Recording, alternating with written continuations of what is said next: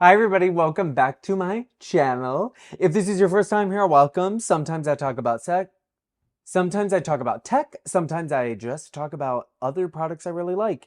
And today we're going to be talking about the iOS 18 update and some weird things I've been noticing in Apple's design world that are a little bit concerning. So I'm sure you've seen iOS 18 at this point. You probably have an iPhone or your phone updated without even asking you, or you saw it on Twitter. There's a couple of big features that have made quite a splash in the design space. For context, I am a designer. I design interfaces and experiences for different companies. I always notice what Apple does because they are just such a pinnacle in design, and they have been a really consistent, high quality design org for years and years and years.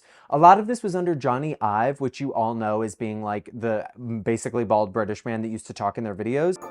Like bringing emojis to life. He was their head of design for years. He has left and he was contracting for a while, but he's basically gone, and his influence for the most part has started to exit the building. And iOS 18, I think, is a really great example of that transition and how things have started to change, because there are some really interesting, innovative designs that I'm going to walk you through, and there's also some like crazy, kind of sloppy, confusing designs that I also want to walk you through. So first up, we have icon tinting.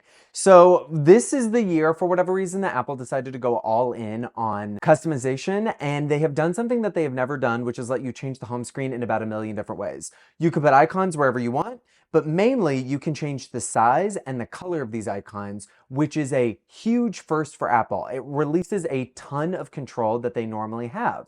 So the first example is icon tinting. You've seen it. It is ugly. I'm sorry, no matter how you do it, it is weird, it is ugly, and it is confusing because it removes all context from your home screen, and it's pretty flat. Apple is known for having pretty interesting designs most of the time and leading the tech and design world in interface design. And we're gonna walk through a lot of different examples, but icon tinting is not it. Here is Apple's icon, which is just like flat and it's just one color. And then here's Google's icon, which I actually would say Google does a better job. So that's a crazy design. Along these lines, we have large app icons, which this is a small one, but you can make your app icons large now, and you can remove the label, which I really like. But then it leaves this awkward space at the bottom of the screen, which doesn't really make sense. And it just really bugs me. I would use these large app icons, if I could like fully fill the screen with them. The next weird design is just all of Control Center. Control Center is that thing when you swipe down from the top right of your iPhone and you get a bunch of quick things that you can edit. Now you can edit every single part of it. And I'm going to go so far to say that this is a huge mistake on Apple's part. The way that they've implemented this is so messy. So we have Control Center right here, and you can just edit whatever you want. I've created 3 different pages, which is really nice because then I can put a lot of controls in my Control Center.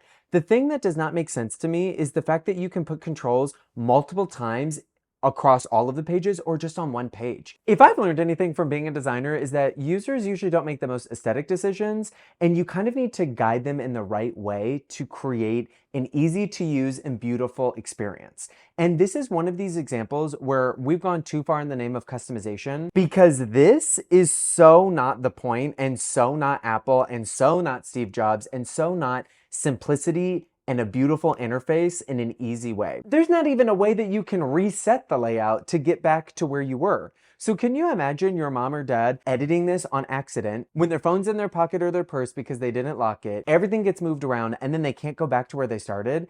I can't even begin to describe how I'm gonna walk my parents through editing this in a way that makes sense, because it barely makes sense to me and it's confusing most of the time. Okay, the next design I want to touch on is the iMessage app menu. This is the app menu. People talked about this last year. This is not an iOS 18 feature. It's just weird. Apple does not do menus like this anywhere in any app. And for some reason, they have this huge scrolling list of iMessage apps. And some of the apps are like updated new iMessage apps from Apple, so they're circles. And then some of them are like the pill shape, because those are the ones that you can get from the App Store, which is confusing on a whole different angle, because circle app icons are for the Vision Pro, their little headset, and for Apple Watch. So why are we introducing the same app shape into iMessage when they don't have anything to do with the Vision or Watch apps? The next one is the hidden folder. Now, if you're nasty and gross and nefarious and crazy, you might want to hide your apps for whatever reason. And if you do, they go into this folder folder that says hidden in the app library, which is confusing. You have to tap on it and authenticate, and then they appear. It's such an interesting choice to me that Apple decided to have the hidden icons partially visible so that way you know that they're there, but then they're hidden, so then you have to unlock them. So then if anybody looks at your phone, they know that you hide apps. I just feel like there could have been a better way to do this, and maybe you only find your hidden apps through searching. Call me crazy. Okay, the last weird design in the weird design category, and not like the new future design, is just the iCloud settings in its entirety. The first thing that people clocked is in iCloud settings, if you are an iCloud Plus subscriber, which means you buy storage from Apple that you can have in the cloud and back up your phone with, there's a little badge that says you're an iCloud Plus subscriber. Now, this badge is not particularly visually appealing, and it doesn't really scream Apple in any way.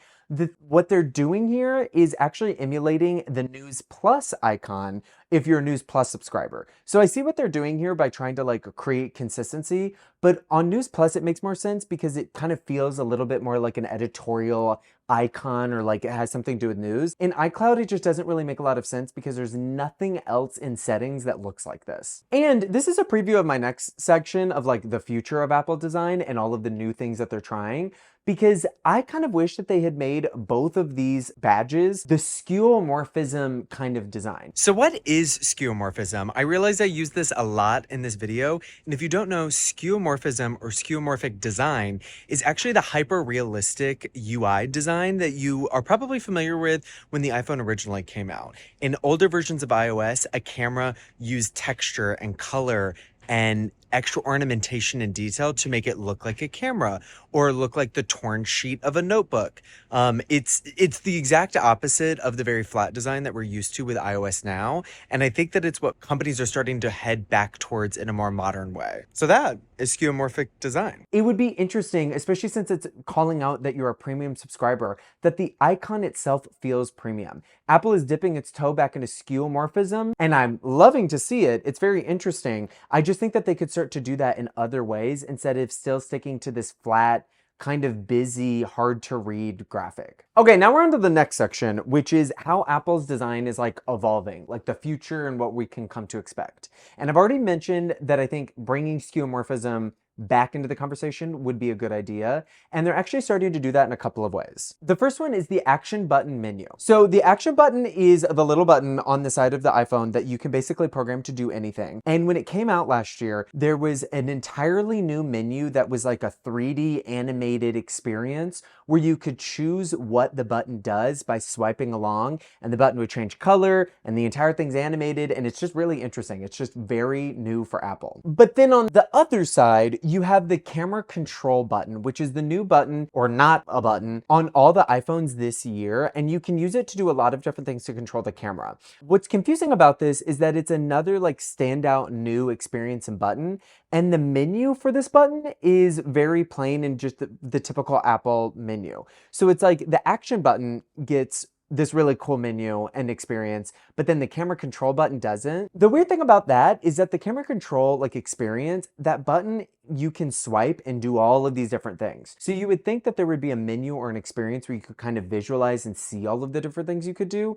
and you can't, and you just have to go to their website and read about it, or go to your user manual to try and understand what you can do. It just seems like a missed opportunity. The third one is the flashlight menu. So if you've turned on your flashlight recently, you've probably noticed this. There is this crazy new animation of a flashlight with a very beautiful dynamic beam of light that you can move around to adjust the width of the beam and also the intensity, which is very cool. It's honestly a little bit overkill, and in some instances, I think it would be kind of annoying, but it is a very interesting and very Apple take, and I've noticed them start to do this in more areas of the interface, including the action button, including the flashlight. Another place I'm noticing some new things is just in the dynamic island in general. There's actually the interface for translating text that's this gorgeous like blue wave that transforms into text. Like the entire thing is very impressive. It just is so different than what we've seen from Apple. A similar experience is actually the voice modes when you're on a phone call. Now, most of you might not be aware of this, but your phone can actually do multiple voice modes like modern phones can.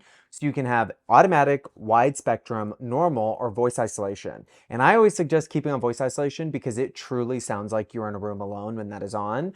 But before, that was just a toggle in Control Center. Now in Control Center, you have this like animated waveform that you can like go and toggle through the different settings, and the animation kind of changes, but then you can't tap on the animation, and the entire design and layout of this pop-up is just odd in and of itself, and it's unlike anything I've ever seen from Apple. And this kind of brings me around to my general point of there's a lot of inconsistencies in Apple's interface design right now. Some of it is really interesting and it's the future, and then some of it, like the voice mode selector, is a bit overkill for what you're trying to do. It actually just doesn't even look that good. The other two examples I have are just smaller interface bits in two different apps. The first one is the Photos app. So when you go on a new phone, you can adjust a photographic style. So when you click edit, instead of having filters, you have this little trackpad that you can move your finger around and select different settings really quickly to adjust the way a photo looks. This is really cool. It is more in line with the flashlight menu and the new experiences we're seeing from Apple. The other interface bit that I think is actually kind of strange is in the new Sports app,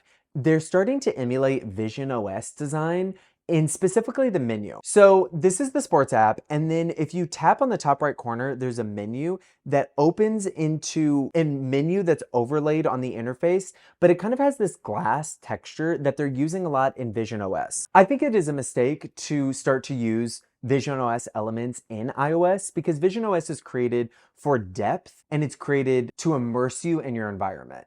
That same effect doesn't really work the same way on a phone that, you cannot see through and is a 2D experience. So I'm actually surprised that they're using this pattern in the Sports app because maybe they'll start using it everywhere, but at least right now it seems out of place. So these are all of the weird little things that I've noticed with Apple's design. I think some of them are really interesting and it's definitely pushing design forward and bringing back skeuomorphism. I think some of it is just kind of sloppy and almost looks like a junior designer's work, which is very unlike Apple, and I'm surprised to see it. To me, this signals there's not as clear design leadership as there needs to be, and maybe that was more prevalent under Johnny Ive, or maybe Apple is just a bigger company and they're trying to design for so many different screens that it's just impossible to have consistency across all of them. That is my take. I am super curious what everybody thinks and if anybody agrees with me or if anybody even cares about this.